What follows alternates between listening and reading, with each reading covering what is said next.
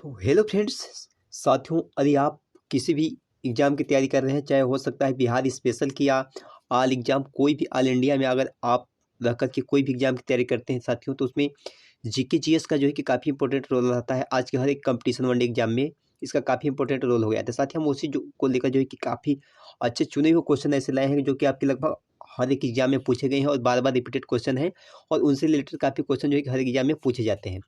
तो उन्हीं क्वेश्चनों के हम अधिक विश्लेषण के साथ आपके सामने उपस्थित हुए हैं। तो चलिए वीडियो को हम शुरू करते हैं यहीं पे, और काफ़ी मन लगाकर ध्यान से वीडियो लास्ट तक जरूर देखिए। उसके बाद जो है कि हमें ज़रूर बताइए कि कैसी लगी वीडियो। तो चलिए शुरू करते हैं। देखिए, अकबर का जन्म कब और कहाँ हुआ था? तो साथ ही आपको देख सकते हैं इसका जो है कि आंसर हो जाएगा 1542 ईस्वी में अमरकोट में हुआ था। तो अमरकोट के दुर्ग में जो है कि अकबर का जन्म हुआ था। अकबर आप समझ सकते हैं जो है कि बाबर, हुमायूं, अकबर आप पढ़े होंगे। मुगल वंश के जो है कि ये आते हैं, मुगल वंश से, और काफ़ी प्रतापी राजा हुआ करते थे अकबर। और इनके नवरत्नों में आप समझ सकते हैं कि कवि का जो स्थान था इन्हीं में जो है कि बीरबल आप सुनते होंगे।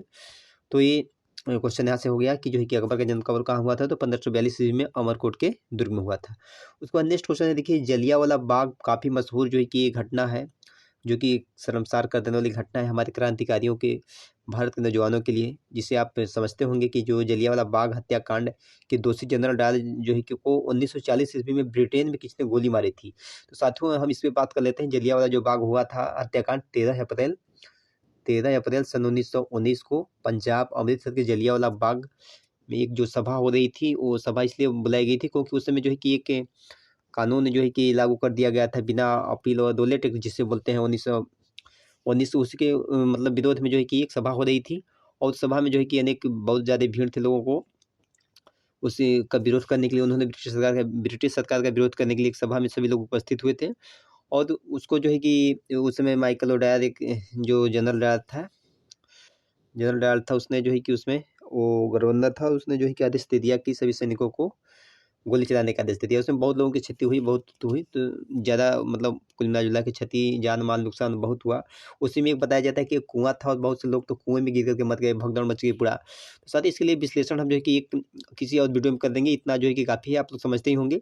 तो इसी जो है कि हत्याकांड का बदला बदला लेने के लिए जो हमारे क्रांतिकारी थे ऊधम सिंह, उन्होंने इसको जो है कि ब्रिटेन यानी कि लंदन में जाकर के इस जो जनरल डायर था इसको गोली मारी थी।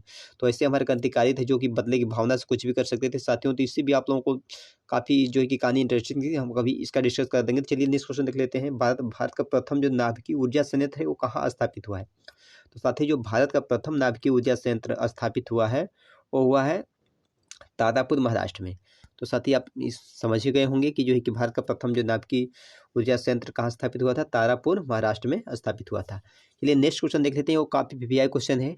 बिहार से अगर आप रहते हो, रिलेटेड हैं, तो बिहार से क्वेश्चन ज़्यादातर ये पूछा जाता है कि बिहार राज्य के सबसे पहले मुख्यमंत्री कौन थे, यानी शुरुआत में सबसे पहले मुख्यमंत्री कौन हुए थे? तो बिहार राज्य के सबसे शुरुआती जो मुख्यमंत्री वो थे श्री कृष्ण सिंह थे। इनका जो है कि स्वतंत्रता संग्राम में काफ़ी हमारे जो है कि उसमें योगदान रहा था, इसलिए इन्हीं कार्यों के चलते जो है कि प्रथम बार जो है कि बिहार के मुख्यमंत्री बने थे। और नेक्स्ट चलिए देखते हैं।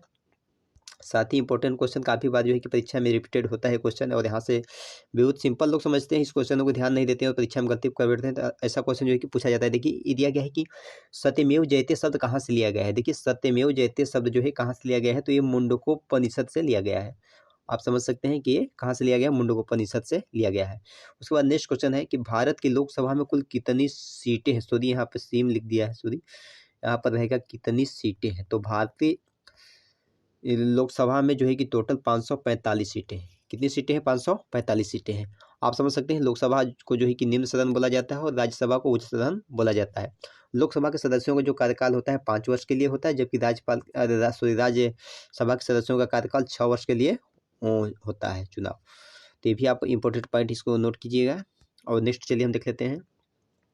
नेक्स्ट क्वेश्चन है कि चंद्रशेखर सीमा की खोज किस वैज्ञानिक ने किया था? तो साथियों, आप जान सकते हैं कि ये जो भूगोल का टॉपिक है, यहाँ से ये क्वेश्चन पूछा जाता है कि देखिए, चंद्रशेखर सीमा जो होती है, जब तारे जो धूल और गैसों से बने तारे होते हैं, इनका जो तापमान यानी कि टेम्परेचर काफ़ी ज़्यादा हो जाता है, हाईएस्ट हो जाता है श्वेत बामन से जो अधिक ज़्यादा हो जाता है, यानी कि बहुत टेम्परेचर हाई हो जाता है।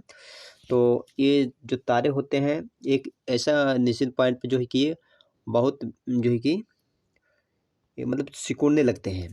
तो सिकुड़ने लगते हैं तो उसके बाद जो है कि ये श्वेत बामन से होकर के भी जब इस और तापमान इसका वो हो जाता है तो उसके बाद ये बिल्कुल पानी की सिकुड़ इसमें एक प्रकार के मान के चलिए कि वो हो जाता है चंद्रशेखर सीमा जो होती है 1.4 सौर मंडल की जो है कि उस द्रव्यमान के बराबर होती है। तो वहाँ पर उसकी जब अधिक सीमा हो जाती है तो तारे बन जाते हैं, ब्लैक होल बन जाते हैं। क्या बन जाते हैं? ब्लैक होल बन जाते हैं। ब्लैक होल तारा जिसको बोलते हैं न्यूट्रॉन तारा भी बोलते हैं।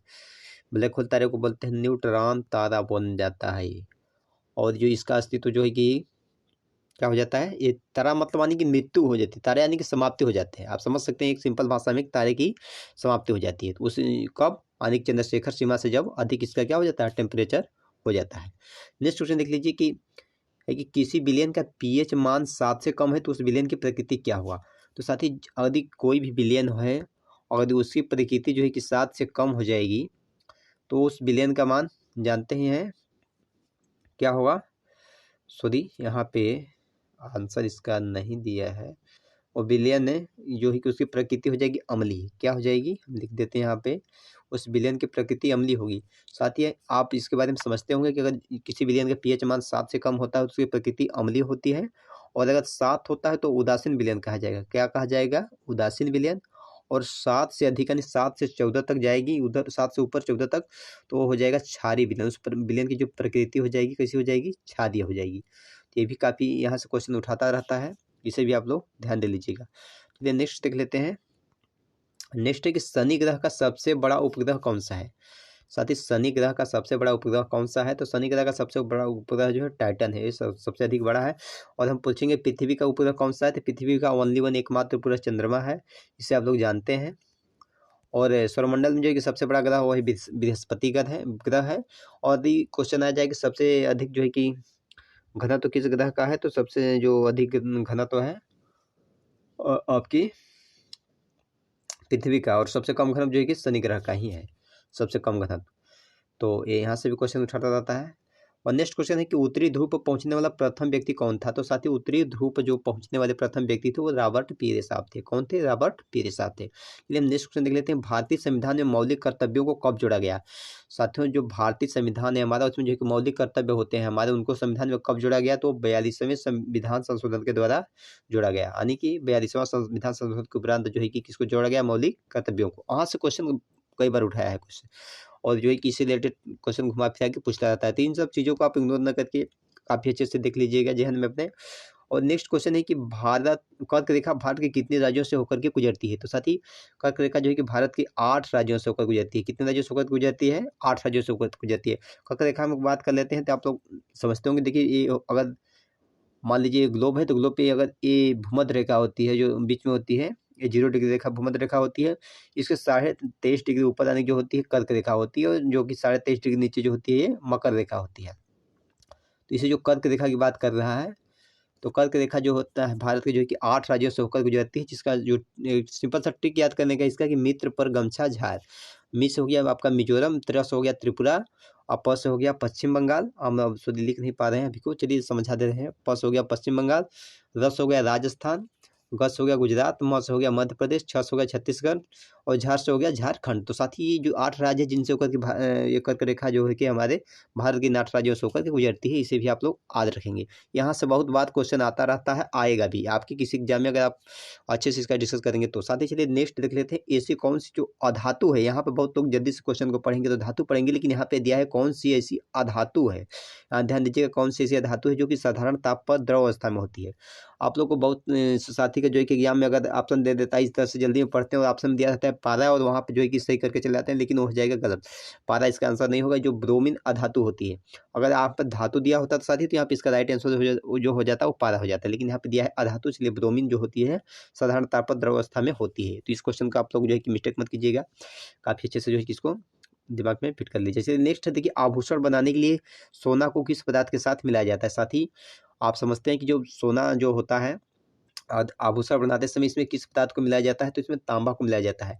सोने के साथ किसको मिलाया जाता है? तांबा को मिलाया जाता है, तब जाकर के आभूषण बनता है प्योर शुद्ध, क्योंकि सोने का आभूषण नहीं बन पाता है, और जो वो बहुत ज़्यादा महंगा भी पड़ेगा। और जो आप समझ सकते हैं, तो इसमें थोड़ा सा मिलावटी के लिए जो है कि तांबा से जो बनाने में उसकी जो है वो मान लीजिए कि वो सुलभ होता है थोड़ा सा, इसलिए उसमें तांबा का अंश मिलाया जाता है। उसके बाद नेक्स्ट क्वेश्चन चलिए देख लेते हैं, वो है मोहम्मद गजनवी के समय। मोहम्मद गजनवी के समय जो है कि कौन सा विद्वान उसके दरबार में आया था? तो मोहम्मद गजनवी के समय जो अलबदूनी नामक एक विद्वान आया था, जो कि कहाँ से आया था?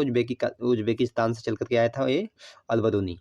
और नेक्स्ट है, और नेक्स्ट जो है कि अब क्वेश्चन धीरे धीरे आखिर होने वाले हैं। देखिए, ये कि भारतीय संविधान में मौलिक कर्तव्यों को किस देश से जो है किस संविधान से लिया गया है? साथ ही ये भी क्वेश्चन काफ़ी ज़्यादा बार रिपीट होते रहते हैं कि इसको जो है कि मौलिक कर्तव्यों को कहाँ से लिया गया है, तो नीति निर्देशकता तो कहाँ से लिया गया है, ऐसे क्वेश्चन जो है कि आते रहते हैं। तो इसमें मौलिक कर्तव्य जो है कि रूस के संविधान से हमारे भारतीय संविधान में लिया गया है। तो ये भी आप याद किए होंगे और रूस के बारे में। तो चलिए नेक्स्ट और सबसे आखिरी क्वेश्चन इस सेशन का है कि हरी सब्जियों में कौन सा तत्व प्रचुर मात्रा में पाया जाता है? साथ ही तो इसका आंसर आप लोग सभी लोग अक्सर जानते होंगे, नहीं भी जानते होंगे तो इसलिए देख लीजिए, इसमें मिस्टेक मत कीजिएगा। इसका होता है लोहा, आयरन। यानी कि आयरन की मात्रा अगर जिसके शरीर में कहते हैं लोग कि जिसे खून की ब्लड की कमी, आयरन की मात्रा जो है कि कम हो गई है, तो उसके लिए हरी सब्जियां खाने के लिए कहते हैं, उसमें प्रचुर मात्रा में लोहा पाया जाता है, आयरन पाया जाता है। तो साथ ही आशा करते हैं कि आप लोग की वीडियो काफ़ी जो है कि पसंद आया होगा। और चलिए हम वीडियो को यहीं पर एंड करेंगे। और यदि आप हमारे चैनल पर नए हैं तो प्लीज़ आपसे रिक्वेस्ट है कि जो है कि इस चैनल को सब्सक्राइब जरूर कर लीजिएगा। हम आपसे फिर से मिलेंगे किसी नेक्स्ट वीडियो में। तब तक के लिए सभी को नमस्कार, जय हिंद, जय भारत। तो साथ ही चलिए वीडियो को हम यहीं पर करते हैं एंड।